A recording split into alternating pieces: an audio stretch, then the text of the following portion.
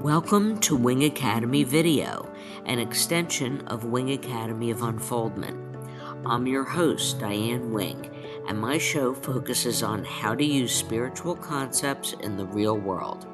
We will address issues related to the mind, body, and spirit, discover how to release what holds us back, and ways to come into our power. Learn more at dianewing.com.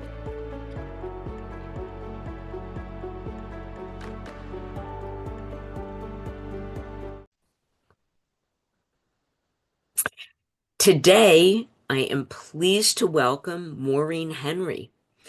She's an artist, a vivid color enthusiast, dragon dreamer, and full-time creative conjurer of elemental fantasy. Over the years, her art has evolved from traditional realism into a magical, mood-rich world of glowing creatures, mystical light, and emotional storytelling. She paints in bold, radiant colors that stir the spirit and awaken joy, often using the chiaroscuro effect. I hope I said that right. To Right. cast my characters in light and shadow that feel cinematic and alive. And her favorite subjects are fantasy creatures, inspired by the wild beings that might have wandered out of a moonlit forest or emerged from a starlit sea. Her work is designed to evoke strong, uplifting emotions, the kind that stir something ancient and wonderful inside you. Every painting is a portal, a spark of elemental energy, a chance to let your inner child play in a place where dragons guard the woods and fairies sprinkle magic. And I mean, Maureen, your work is so awesome. Welcome. Thank you, Diane.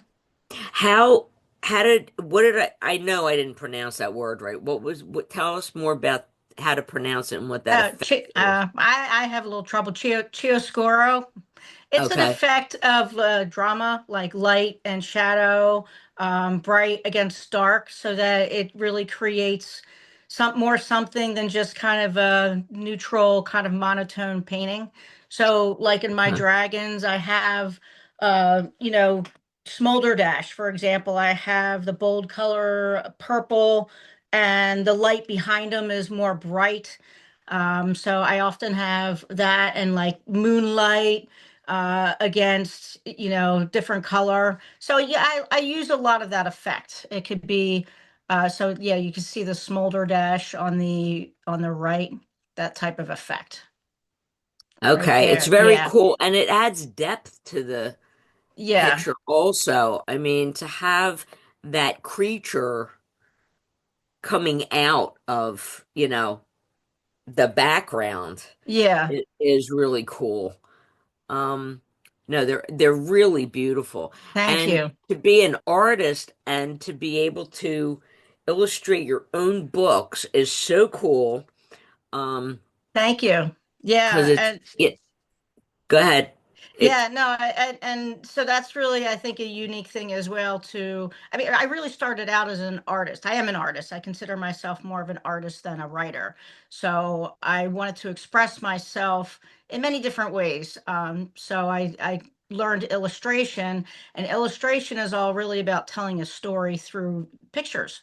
So that's really like how I cross that over into my paintings as well. So I don't want to just do a painting with a title. I do a painting that really has a backstory.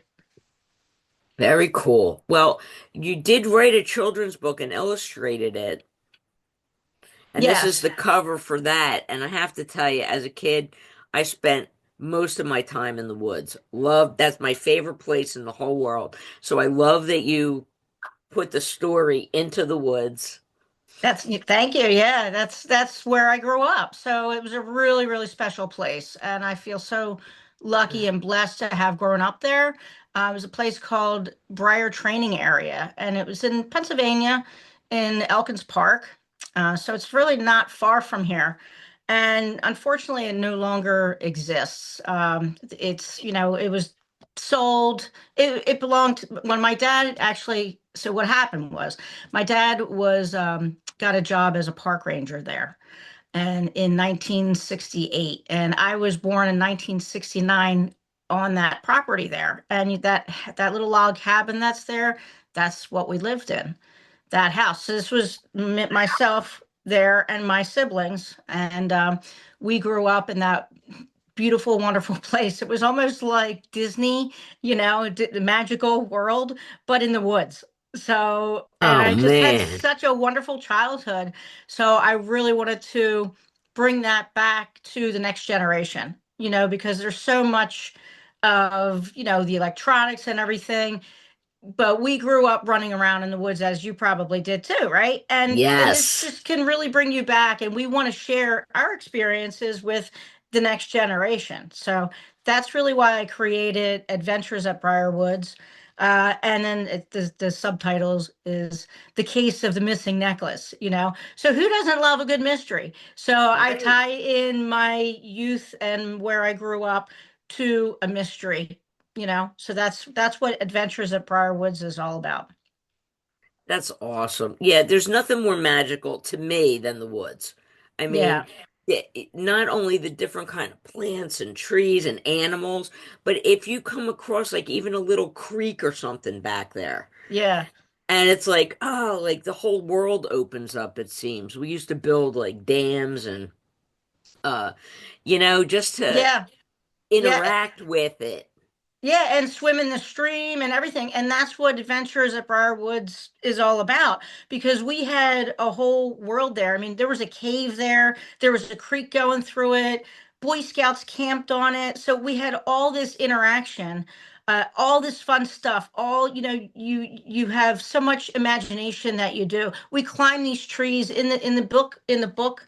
I have here, like, it starts out with this beautiful tree. And I painted it from imagination because the tree was, no longer exists. But we climbed this beautiful, it's a weeping beech tree. And weeping Oh, beech oh my trees God, they have are gorgeous. they're like a big umbrella, so we called it the umbrella tree. And so the leaves come down and they cover, and it's like a fort, like a fortress. So when we grew up, we were climbing all in that tree. It had all these loops and all these branches, and it was such an easy tree to climb. So that was like the center of our little world. And from that, my brother's even doing a book that stems from that tree. So it was just, again, all these little caves and things will be in my Adventures at Briar Woods series. So I did write the next book already. Great. I just have to illustrate it. Wonderful. Yeah. I met a weeping birch. It's an amazing tree. It's Yeah. amazing. I had it was my very first one, and Yeah. it's so majestic, Yeah. and you can feel the energy coming off it. It's such a beautiful sense of being. Exactly. Yeah. And they Ah, really are. I love trees. I connect with trees, as I'm sure you do too. yes. So I have them, in past paintings I started like just doing trees because, you see them as we always humanize things, right? We humanize our pets, we humanize other things, but trees. And so, I would see things in trees too. And so that's a common theme throughout some of my art. Yes. Love it. I'm sure the kids are loving it. And then you also publish a magazine Yes. Yeah. called Dragonbeat. That just started this year, really. And that stemmed from my painting of Smolderdash. So my paintings of dragons really started this year after my dog died, my pug dog. He was my soul dog. And, when your pet dies, that can really tear you apart, you Oh, know? yeah.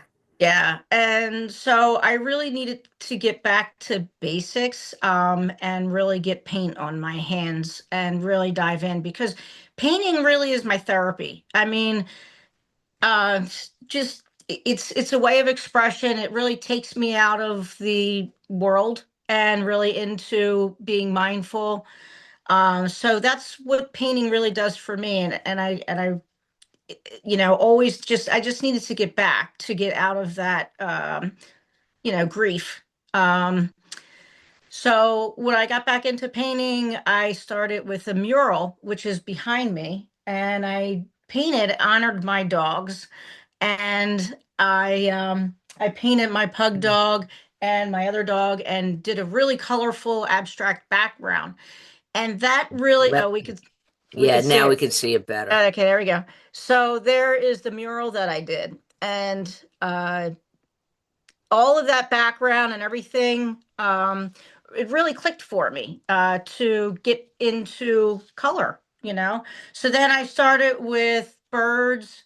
I love birds and just winged beings. So I started painting colorful hummingbird with splashes of color behind it, a parrot and different types of birds and things like that. And then Michael, the archangel, I did a really colorful painting of Michael with wings because I just kept wings kept showing up. And then a dragon showed up, and that was Smolderdash. And as I did this dragon portrait, he was staring back at me, and it kind of talks to you like. I just visualized him being on. He looked like he was like, remember Tiger Beat magazine? Yeah, Yes. yeah, back in the day, there was Tiger Beat, and it was like the teen version of, the kids and everything and all about them. They were popular and what was going on.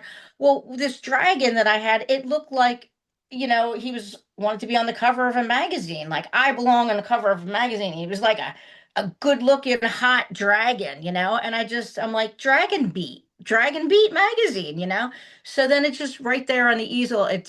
That's when Dragon Beat was born. And so then it seemed like after I painted that dragon, it really just all clicked. My voice just clicked in painting.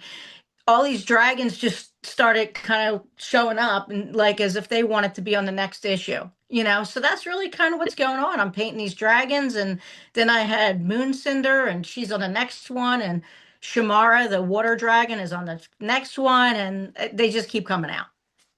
That's awesome. Well, and wings are a symbol of transcendence. So, I mean, going beyond the normal reality that we experience every day, moving past your grief even, you're Yeah. transcending, right? As you're Yeah. painting. That makes perfect sense because that's really what was going on with me. I just had all these birds and wings and Michael the Archangel. When I did that one, I really felt like something was going on in terms of like a transcendence. That was the really the click for me. And then after that, that's when everything kind of really seemed like it was released.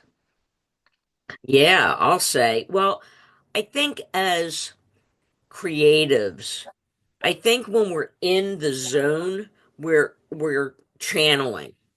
Do Yeah, you ever feel like that? Like not the world goes away, everything moves absolutely. Absolutely. out.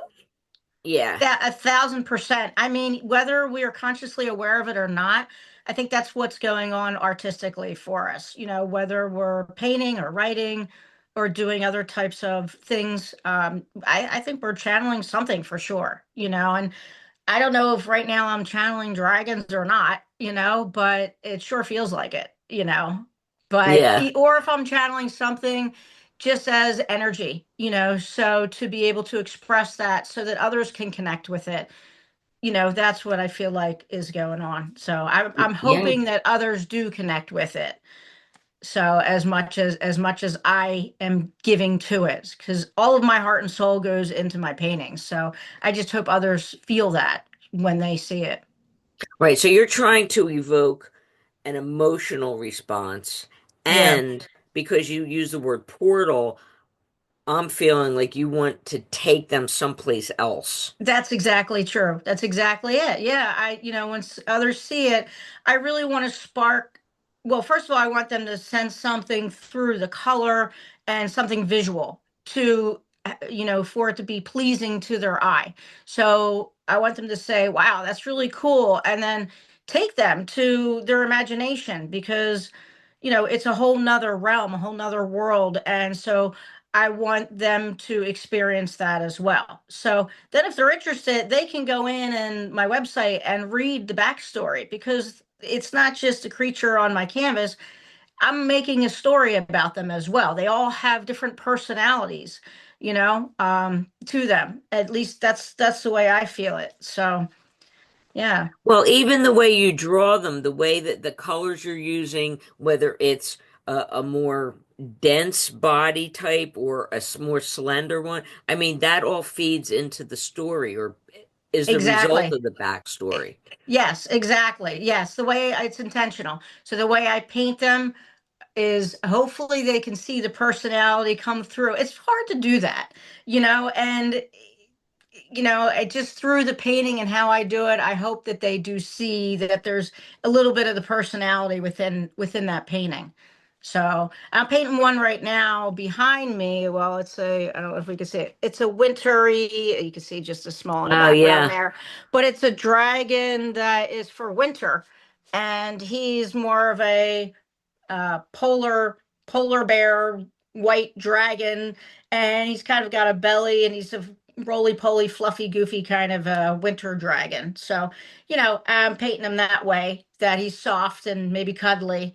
And I think they'll be hopefully be able to see that in there when I'm done with that one.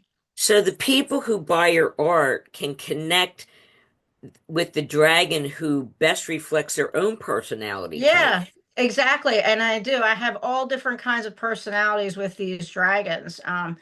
Some are dramatic, like Smolder Dash, and he's into himself, and he's dramatic and flair, and then Mooncinder, who's kind of aloof, and she's elegant and aloof. And then Shamara and Boltrix. And Boltrix is more of a he's the one with the lightning. He's more of an antagonist, and he's kind of in the back, and he might be he's not really evil, but he's misunderstood. So I have a lot of different characters, and then I have Zizzletail, who's a young dragon hatchling, and Whispera, who's the fairy that goes along with it. And I created the dog dragon Ashpaw, who's the woodland protector of the creatures, the small creatures. So, and guardian and loyal, so there's different characters and personalities that go with all of them. And these are not just for children. I mean, they're for adults Yeah. and children. I mean, Exactly. It really covers a large range. And so I'm not into there's nothing wrong with dark fantasy. I know we all like that, but I'm also creating the other side of it where if people they like different things. So this is more, I'd say it covers a range that it's softer for kids, but it's for adults too, for that color. So people who are into, both, I can cover a range of interests, let's say. well, and it seems too like to me the art that you pick to put in your home it has an energy to it, and Yeah, you're enhancing the energy that you're trying to create in your space by choosing certain art. And I think it helps to have these backstories so that you're, I mean, art is subjective. Everybody exactly. Yeah, likes different things, but yeah, to know that the intention, I mean, I always say intention directs energy. And so the energy that you're putting into the paintings has this specificity that they can connect to that or feel it right away. yeah.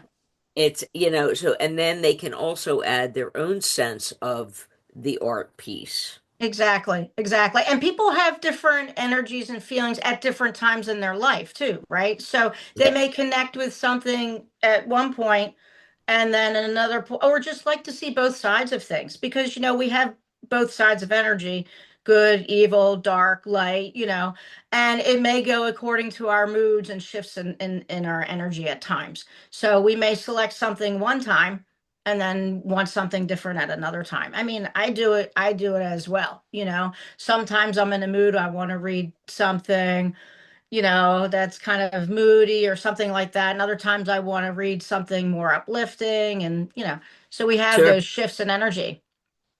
Right. So Dragonbeat is also for adults, right? I mean, it's not a children's magazine.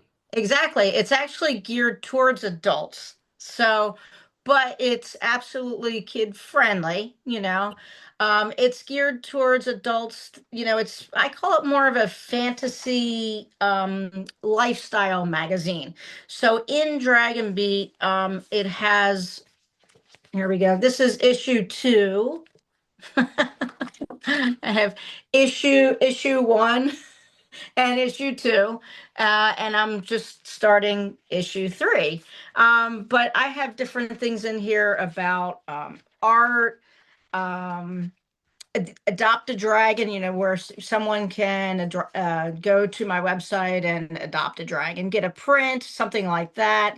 Just have fun. I have creature feature. It's all about pets. People love their pets, so I collect photos from people and write about a little blurb about their pet. Um, I have recipes, and I write the recipe in a really fun kind of way, you know, kind of a medieval, you know, language kind of thing. And then I have a section called Dragon Shenanigans, which is the fun part. My brother does mazes. So each issue he does a maze, and that could be whether that's for an adult or for a kid. Um, then I have a wellness nook. So in the wellness nook, I'll do something that's wellness geared, mindful. So this last issue was about forest bathing. The first one was about actual taking a bath, like a therapy bath to soothe your body. This one was more forest bathing for the soul, you know, going through the woods and things like that. And then I have the Mystic Wing, where I do an interview of someone like a mystic or something like that, where I'll interview a person, whether it's an author or another artist, or do something like that. So there's these different sections in the magazine, and I have the Dragon Digest, where I connect the myth with a real world example of Oh, things. So I try to connect the two worlds, you know. And then after that, at the end, I have copies of my art. So there's 8 by 10. There's usually about 4 prints at the end. That's like the bonus material. So if anyone really likes the art, they can cut it out and then hang it up on their wall in 8 by 10 prints. So great. Yeah, they can frame it and it's right there. That's yeah, yeah. So okay. it's a fun magazine for adults, but kids, a lot of people say they want to buy it for their kids because they can look through it and enjoy it as well. So, with your openness and the way that you used it to overcome your grief, because it seemed like the grief really opened you to a different way of being. Yeah, And grief, people deal with grief in different ways. Um, but it seems like you found something as a result of the grief that you may not have found if you hadn't gone through that. yeah, Yeah, and so exactly. what guidance can you give listeners about how to open up their own channel Yeah, to whatever they're supposed to be creating? Because I think we all have that spark, but what is it that we're supposed to create? Like, that's the big question people yeah, ask. They don't know. yeah. You know, it's tough because back in 2013, I I had a lot of losses. So I lost my sister, I lost my Mm, mother, I lost my dog before this pug. I had another pug. I lost my best friend. I had a lot of loss going wow. on. So I turned to art. I needed something. I mean, what are we going to do? Drugs? I mean, we don't, you know, I mean, so you No, no. can't do. I had children. I was a single mother. Besides the fact raising two young kids, I had to get through life. So in order to get through life, I had to dive into something. I mean, I had art kind of as an interest in my background anyway. So I liked rocks, and I collected rocks, so that I put rock so that I decided in 2013 after that to uh, put rocks and painting together. And I started doing a lot of rock painting, which is in my gallery and my website. So then I love pets. So I put rocks and painting and pet portraits, pets all together. So that really is how things got started. For about 10 years, I dove into my art. And when you do something with your hands, whether it's painting, like some people, not everybody can paint or draw, but I find that if you find something that you can do with your hands, that is really the connection that can get you out of your grief. So you could choose something that would you would be passionate about, that maybe hopefully would be geared towards your hands. Something that you can do, not just like, oh, I like to golf. Well, golf is weather permitting. You have to go out to do it. So you want to try to choose something that you can do at home at any time with your hands, you know, ideally, that's ideal. So whether that's crafting something, knitting something, uh, doing something digital on your iPad, you can digital draw, you can do graphic Right. arts, collage, cut out, you can get old cards that people give you, cut them out and make new cards, or do some sort of collage, or do something with a photo album. I have a friend that does photo album stuff, and she makes scrapbooking. I mean, there's so many different things that you can do with your hands that would get you out of the world and the grief. And that time doesn't even happen for me when I paint. Like there is no time. I have no idea what time it is. I'm Right. painting, and I feel like I transcend time because I'm so into what I'm doing. The next thing I know, it's 2 o'clock in the morning and I'm yawning and I'm like, oh my God, I gotta go to bed. So, and then I get excited to wake up the next day so that I can get back to my painting. And then when I'm done that, I'm excited to start the next one. So I don't even pay attention to the news. My grief is, I'm out of it, and I was able to survive those things. So that's why when this happened with my dog, I really knew that I had to get back to it. Yes. And, once you start something, it can parlay into something else. Like, but you Yeah, have to start yeah, exactly, whatever it is. And then as you're doing it, you might find something associated. Oh, what's this? And then exactly. start doing whatever that is. Yeah. And I know the space you're talking about, that zone where suddenly I'm like, I forgot to eat.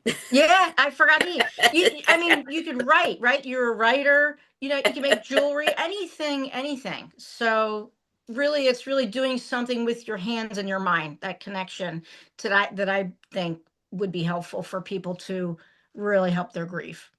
Yes. And folks, don't think that you don't have a creative spark, because everybody does, Yeah, but everybody does it in a unique way. exactly. And whatever medium you choose, do it your way. Don't, like, I know there's like patterns for knitting and things like that, and that's fine if you like to follow a pattern. But if you don't feel comfortable, you could create your own whatever it is. Exactly. Exactly.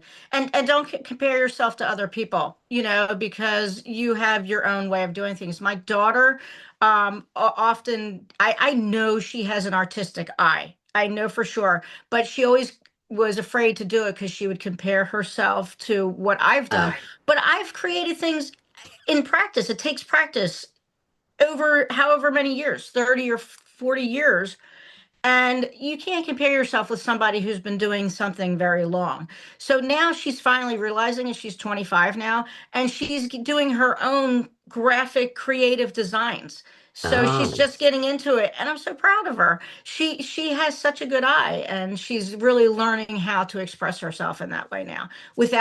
She finally got past the comparing herself. yeah. So, and that's what I say. Just do it your own way, whatever it is, and just take that first step and just feel, just do Right. it, feel. Yeah, we are all unique. I Yeah. mean, we have similarities just because we're in the physical realm and we're human. But that, you know, everybody breathing air doesn't mean that we're all the same. Right. Yeah, yeah. So, Exactly. um, find your way, find your spark, find the thing that makes you lose track of time and forget to eat. Yep. Like Yep. those are the things. And if it's just walking in the woods, and I don't say that lightly, just walking in, because walking in the woods, you can lose track of time and feel that mystical sense of the world again, reconnecting to that divine spark. And when you come out of the woods, you may be inspired to do something else. Exactly. Forest bathing. Yeah, it's all taking it all in and letting it soak in your soul. I mean, it really is. You know, the Yes. sounds, the sights, the colors, the beauty, the sunlight, everything. It's so beautiful. Yes, in every season. I mean, Yeah, here in the Northeast, we're fortunate to have four seasons, and every season has something it is. It's that gorgeous. is gorgeous to connect to. Yeah, Yes, absolutely. Yeah, I feel the same way. Yeah. yeah. So tell everybody, so your website is maureenhenryartist.com, and I'm going to put it in the show description, maureenhenryartist.com. And tell folks how to connect with you, how to purchase your books and your magazine, your Yeah. work. Absolutely, yeah. Just go right to my website. That's my main way of connecting. I mean, I also have Facebook page, Instagram, and TikTok. You know, all YouTube, all the social medias I have. It's all of them are under Maureen Henry Artist. So if you search those and that's your preference, you certainly can go to those social medias. But my website is really my main. I'm very active on that. I upload different my artworks, the character lore that you can read about. I do have a blog and a newsletter that I put out. I'm not as active on those. I kind of do them when I can fit them in. But you know, I do have a connect a page that you can just email me or you know send a note to me on that. If you want to sign up, put your email in and sign up for my newsletter. I do put out, you know, when I have a magazine or an artwork, you know, I would send something through that as well. So that would be great. I appreciate that. Okay, awesome. And do you have any events coming up, or is Actually, it? yeah, I do. Yeah. So thank you for asking about that. Totally forgot. So in December 6th, in Hatboro, it is the Hatboro Sip and Shop at the community center in Hatboro from 4 to 9 p.m. That's fun because, you know, you get some wine and I think they sell wine there and there's a whole big craft show there. Actually, my brother is a maze man. He does mazes, and so we'll both have tables near each other. And so he does books for children as well. And then on December 13th, it's in Southampton at the community center from 10 to 2. There's a craft show there. And then Ooh, next year, I have some events that are a little bit bigger. There are cons or conventions. So in Gettysburg on February 13th and 14th, it's the Mythicon. So that wow. is fun. Yeah. Yeah. So that's going to be big. So Gettysburg, you know, is a Gettysburg, PA is a really fun place, of course. But that is the Mythicon there. And then in May, it's the weekend before I'm sorry, weekend before Memorial Day is in Oaks, PA, is the Thy Geekdom Con. So that's a lot of, yeah, it's like gamers and pop culture and whatever it is, all fantasy fun. And so that's whatever geekdom stuff is all Thy Geekdom Con. And then in August, this one is really fun. August, geez, I forget. It's the first August 8th or 10th, somewhere around there. It's a Saturday. But that is in Central PA. It's the Central PA Bigfoot and Cryptid Festival. So that is because of my Dragon Squatch character. Dragon Squatch is a parody on, you know, Bigfoot because Bigfoot wasn't epic enough, right? So I have t-shirts. You'll see that on my website as well. So anybody that's really into that and likes dragons will definitely appreciate Dragon Squatch. So yeah. So that's what I That's have coming up. wow. So there's the schedule from 2025 into 2026, folks. And these are all listed on your website, right? Actually, not yet. I do have to list them on my website, so I have to get them Okay. up there. You just reminded me. Thank you. Yes. Yes. And Hatboro is such a cute town too. Yeah, So if, any of those places are great places to go and to visit anyway, like go to the event and then hang out a little bit. yeah, One of my absolutely. favorite bakeries is in Hatboro. Oh, Nono's yeah, Italian Bakery. Oh. yeah, yeah. And it's a developing town, so it's a nice little town that is really developing more. So yeah, it's good. Yeah. Yeah. That's awesome. Okay, so again, it's MaureenHenryArtist.com. It's been so wonderful having you here. I so appreciate your It's time been so much today. fun, Diane. Thank you so much. I appreciate it. We will talk soon. Happy Yeah. holidays. Have a great holiday.